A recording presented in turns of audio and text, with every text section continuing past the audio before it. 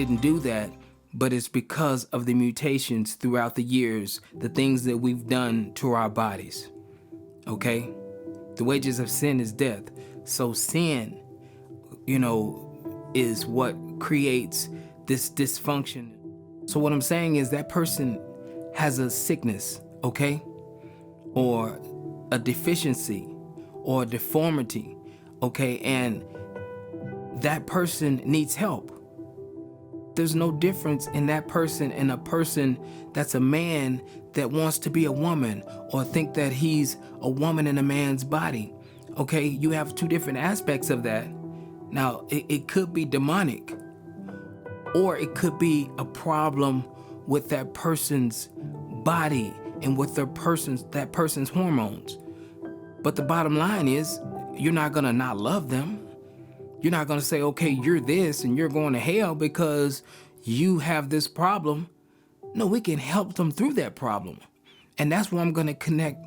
Let's go ahead and we're gonna get into the gospel, because I believe the reason why a lot of people are having the problems that they're having and not being able to come out of these situations is because they've never heard the gospel. I know with you just hearing me say gospel, the first thing probably that comes to your mind is music or, some religious cliche, some tradition, because that's the way that it's been taught. That's the way we've been using this word gospel. We've been using this word traditionally as, some old time way or something. You got old gospel music, Southern gospel, and, black music. That's the gospel, choir robes. I mean, all these different things that we connect to gospel that has nothing to do with the gospel.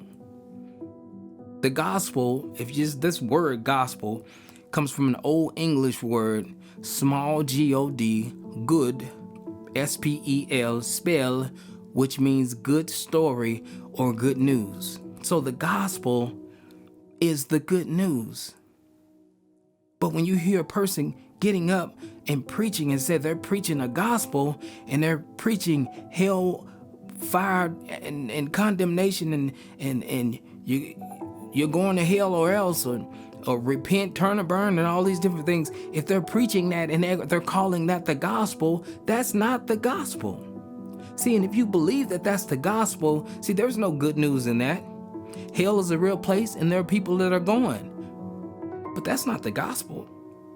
That's not the gospel. See, so if you've heard that and people are connecting that to the gospel, you don't want to hear the gospel. Or the gospel is considered to be connected to some kind of music. This is a genre of music. Well, who wants to listen to gospel music? I mean, really. I'm just saying. Most young people today are not listening to Hezekiah Walker. It's to our God.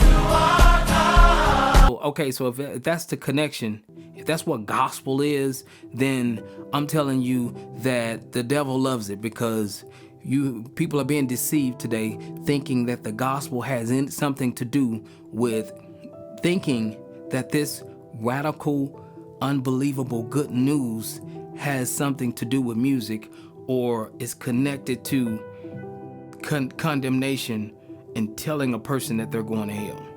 So we're going to find out what the gospel is.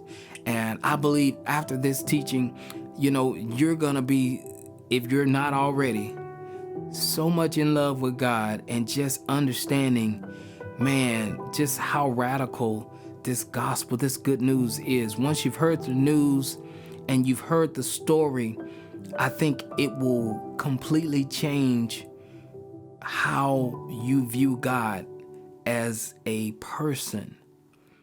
So let's get into this gospel. Now, if you look at Mark, in Mark 16 and verse 15, Jesus was getting ready to leave. He was getting ready to kind of, hand the ministry off to the disciples.